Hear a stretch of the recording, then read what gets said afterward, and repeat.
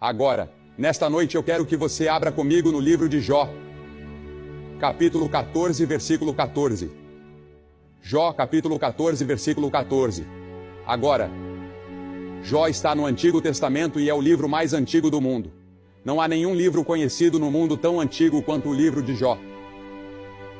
E ainda assim, Jó faz uma pergunta que tenho certeza que incomoda muitos de vocês nesta noite.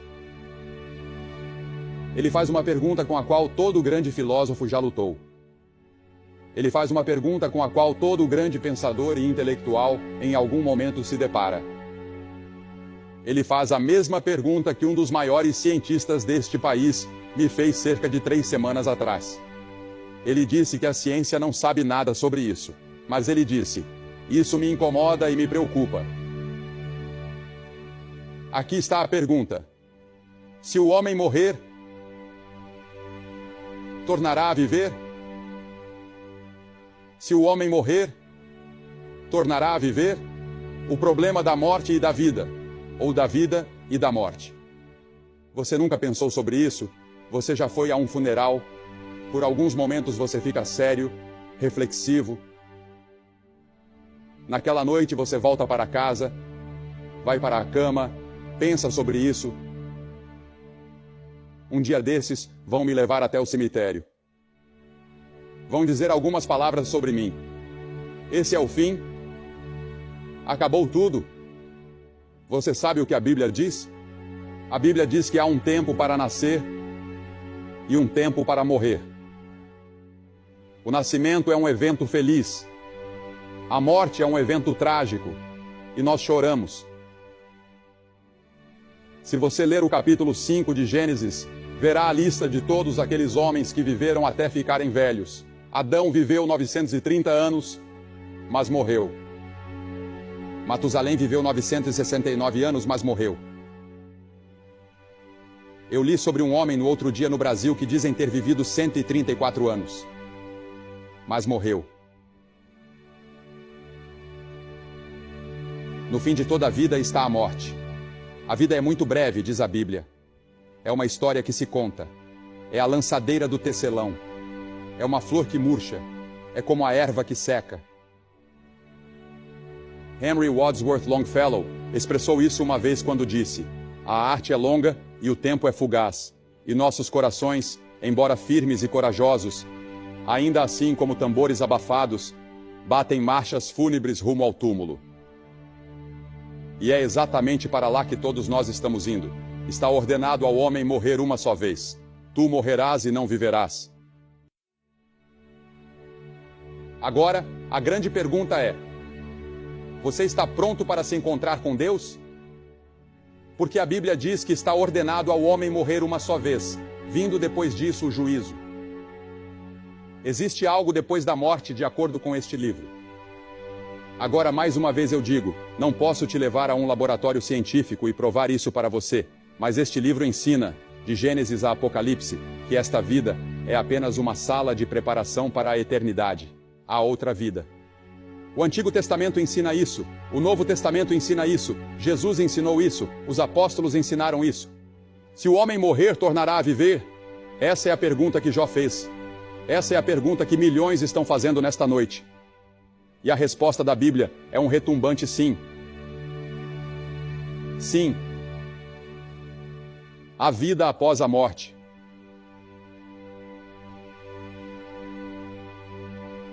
Se o homem morrer, tornará a viver? Cícero, o grande romano, disse sobre esse assunto: não tenho mais do que conjecturas. Eu passei grande parte da minha vida buscando essa resposta. A senhora Roosevelt, Eleanor Roosevelt, em uma de suas colunas há alguns anos, disse que é instintivo para o ser humano acreditar na vida após a morte. E é mesmo. Você nunca encontra uma tribo em qualquer lugar do mundo, nunca encontra uma cultura, nunca encontra uma civilização em toda a história que não acreditasse em alguma forma de vida após a morte. E quando os primeiros pais peregrinos vieram para este país, pensaram ter encontrado algumas tribos na Nova Inglaterra que não acreditavam, tribos de indígenas que não acreditavam na vida após a morte. Mas logo descobriram, ao se comunicarem com eles, que acreditavam no campo de caça feliz. Sim, o homem, instintivamente, algo dentro dele diz que deve haver uma vida futura, Deve haver algo além desta vida. Mas afinal há apenas uma pessoa com autoridade para falar sobre esse assunto. Porque ele veio do túmulo. Ele ressuscitou. E o nome dele é Jesus Cristo. Há cerca de 2 ou 3 anos tive o privilégio de ter uma entrevista com o chanceler Konrad Adenauer, em seu último ano no cargo de chanceler da Alemanha. Ele me havia convidado, eu estava pregando na Alemanha, e ele me convidou para ir vê-lo. E eu não sabia por quê. Fiquei bastante surpreso e, é claro, lisonjeado com o convite. E eu fui. Ele me recebeu. Um homem grande, alto, um gigante, o homem que praticamente sozinho trouxe a democracia de volta à Alemanha depois da guerra. E eu me perguntava, o que esse grande homem quer de mim? A primeira pergunta que ele me fez foi esta. Ele disse, você acredita na vida após a morte? Eu disse, sim, senhor, acredito. Eu disse, acredito que a Bíblia ensina isso. Ele disse, eu também acredito. Ele disse, estou estudando a ressurreição de Jesus Cristo. E ele disse, quando eu deixar o cargo de chanceler, pretendo passar o resto da minha vida estudando a ressurreição de Cristo. Porque ele disse, se Cristo está vivo, há esperança no mundo. Ele disse, se Cristo não está vivo, não vejo nenhuma esperança de que a civilização possa ser salva. Não é algo impressionante? Sim, Jesus Cristo está vivo. Ele ressuscitou dos mortos. E naquele dia, naquela manhã de domingo de Páscoa, naquela primeira Páscoa, quando Maria e Maria Madalena e Salomé foram ao túmulo esperando ungir um corpo morto, viram o anjo sentado ali e disseram, onde está Jesus? O anjo disse, ele não está aqui, ele ressuscitou. Eu te digo nesta noite que essa é a maior notícia que o mundo já ouviu. Ele não está aqui. Ele conquistou o túmulo. Ele está vivo. E senhoras e senhores, eu acredito que há mais provas de que Jesus Cristo ressuscitou dos mortos do que quase qualquer outro fato da história romana. Eu não acredito que exista um fato na história antiga tão bem comprovado quanto a ressurreição de Jesus Cristo. Mas mesmo que não houvesse nenhuma prova histórica, nenhuma prova científica, e elas existem, eu ainda assim acreditaria, porque acredito que este livro é a palavra inspirada de Deus. E toda a igreja primitiva andava por toda parte pregando a ressurreição de Jesus Cristo. Foi isso que abalou o Império Romano. Que um homem havia ressuscitado dos mortos, que ele estava vivo, que a morte não pôde detê-lo. Cristo está vivo. Ele é um Salvador vivo. E mesmo assim, muitos de seus seguidores e cristãos vivem e agem como se ele estivesse morto. Ele não está morto. Ele está vivo. E a Bíblia diz que, em um determinado momento, com um sinal determinado, ele voltará a esta terra para estabelecer o seu reino. E que reino será esse? Será um mundo em que não haverá lágrimas, nem tristeza, nem morte. Não haverá sofrimento, não haverá guerra, não haverá forças policiais, não haverá exércitos. Será um mundo glorioso governado por uma única pessoa, o Senhor Jesus Cristo. Ele está vivo. Eu entreguei minha vida não a um Cristo morto, mas a um Cristo vivo. E estou seguindo um Salvador vivo. E Ele me deu uma canção para cantar. Ele me deu uma bandeira para seguir. Ele me deu algo em que acreditar. Eu tenho uma razão para existir. Eu sei de onde vim. Eu sei por que estou aqui. Eu sei para onde estou indo. E você?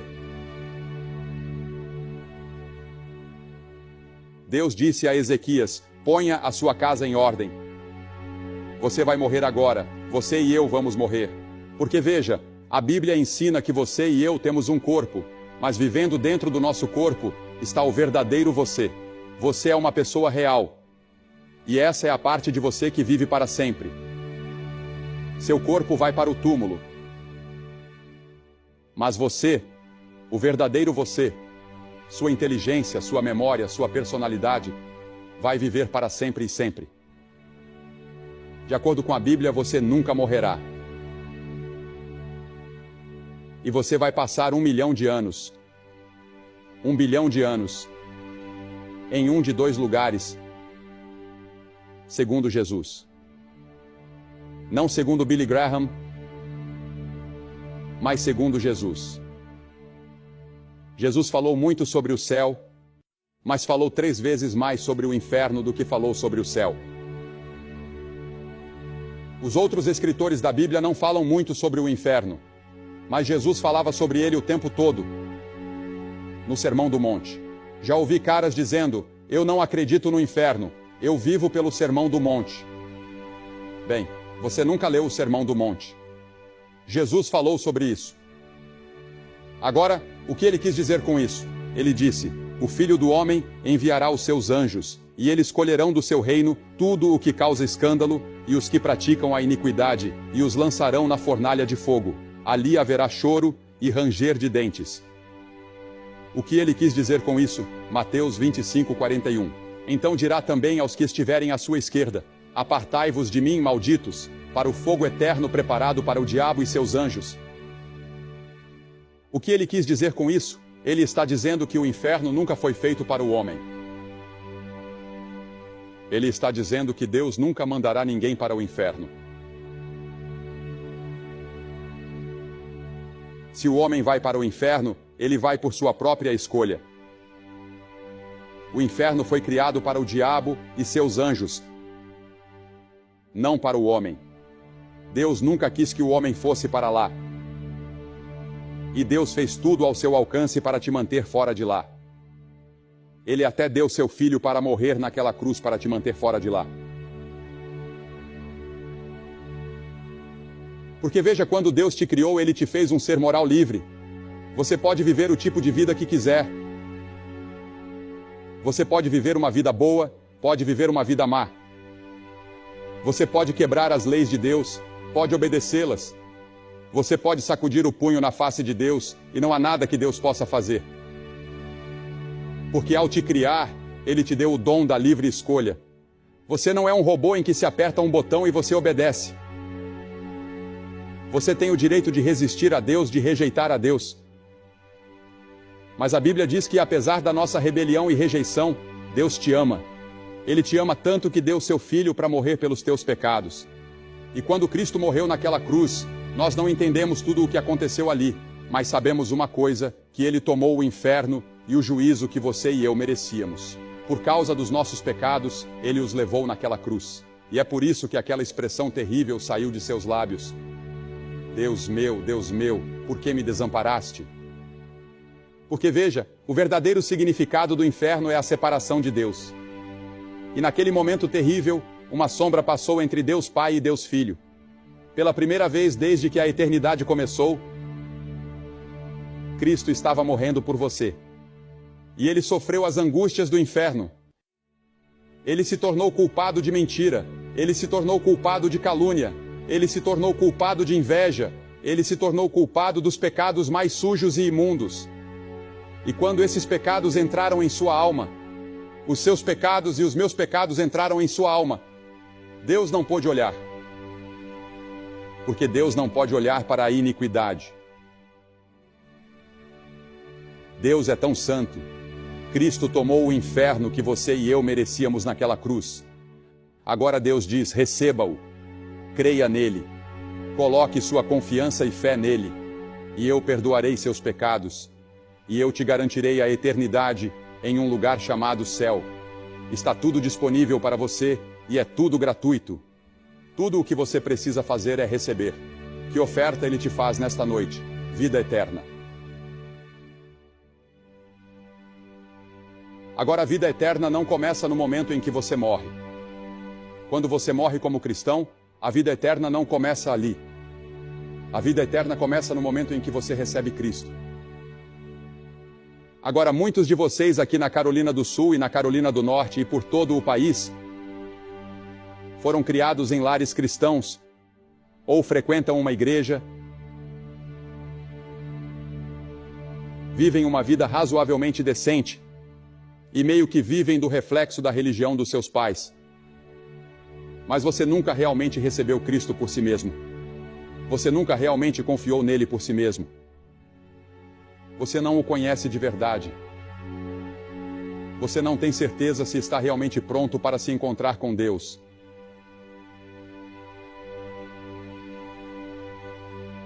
E a Bíblia diz: prepara-te para te encontrares com o teu Deus. Você está preparado? Você tem certeza de que está preparado? Veja, a Bíblia diz: estas coisas vos escrevi a vós que credes no nome do Filho de Deus, para que saibais que tendes a vida eterna. Eu posso estar aqui esta noite sem ser egocêntrico, sem ser presunçoso. Posso estar aqui esta noite e dizer a você, com base na autoridade deste livro: eu sei que meus pecados estão perdoados. Eu sei que vou para o céu.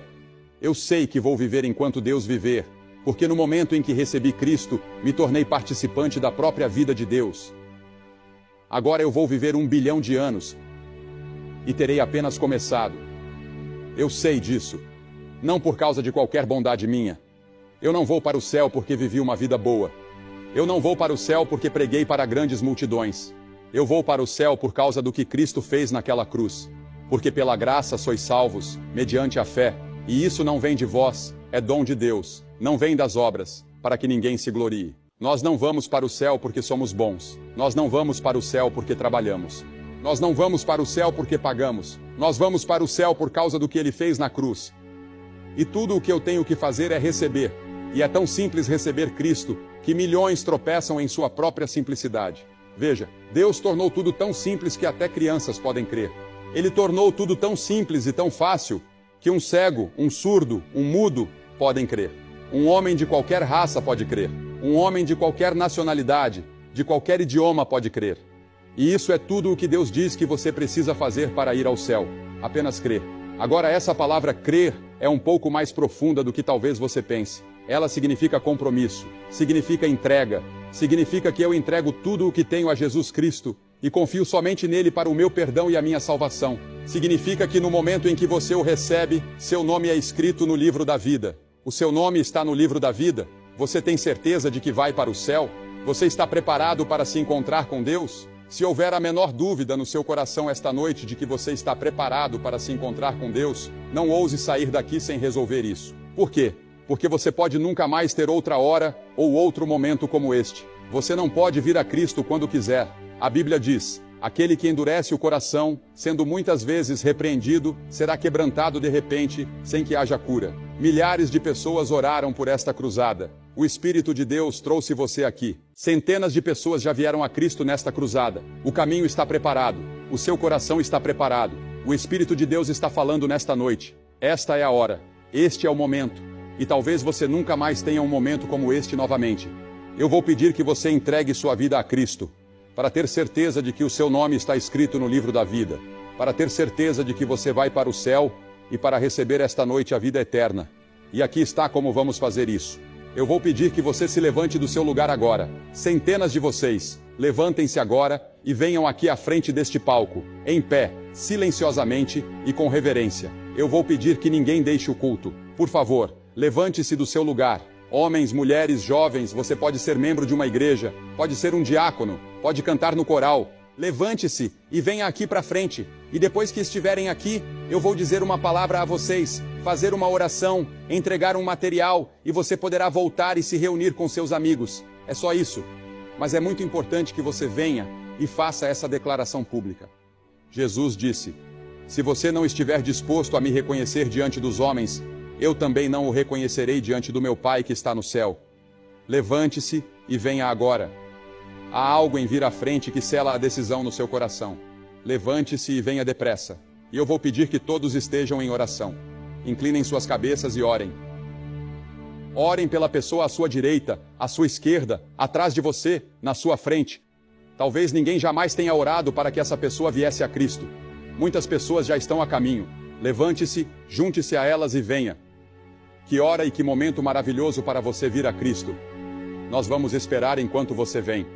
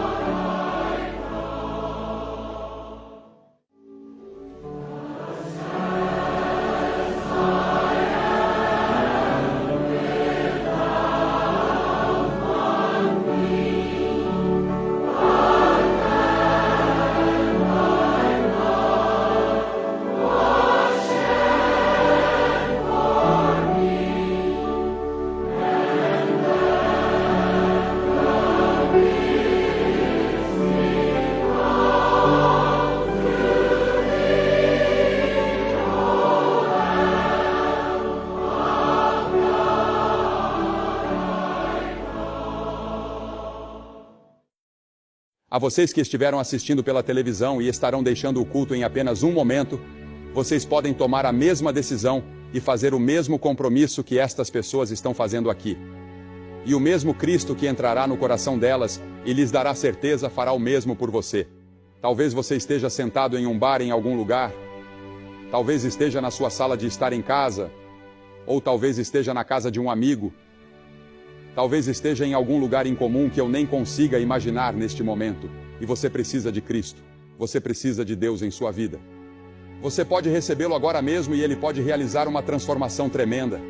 E então vá à igreja no domingo, converse com um pastor, conte a ele sobre a decisão que você tomou e comece a trabalhar para Cristo e viver nessa nova dimensão de vida, a dimensão espiritual. Boa noite e que Deus abençoe você.